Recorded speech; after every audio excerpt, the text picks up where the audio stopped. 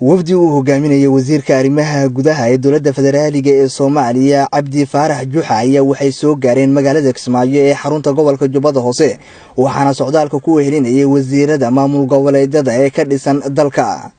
waxaa si diiran ugu soo dhaweeyay garoonka diyaaradaha ee magaalada Kismaayo wasiirka arrimaha gudaha ee maamulka Jubbaland Maxamed Warsame Faarax Daraawiish.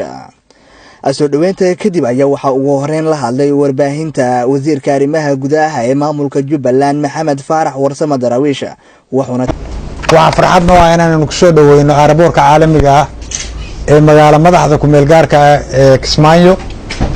runtii farxad bay noo tahay madaxdii Soomaaliya oo min heer state ilaa heer qaran inay maanta nagu soo siyaartaan magaaladan Kismaayo.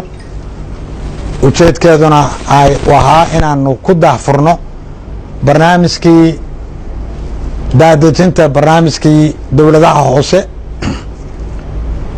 oo aanu isleenahay wuxuu ka soo aasaasmay Xamar oo magaalo madaxdii ah oo wadajir balan lagu bilaabay saakana wuxuu marayaa in degmooyinkii loo gudbo.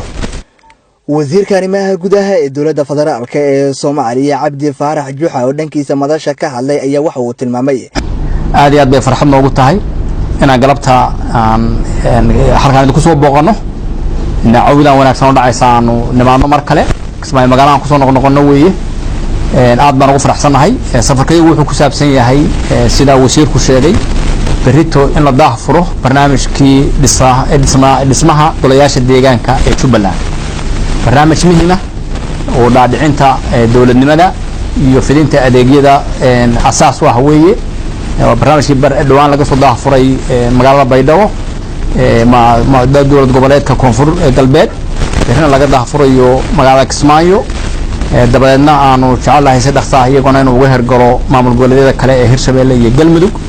waa barnaamij muhiim ah inaanu barnaamijka wax ka daahfuraan berito aanu u nimi. Cabdi Qadar Iimaan Dhaqane Home Cable TV magaalada Kismaayo.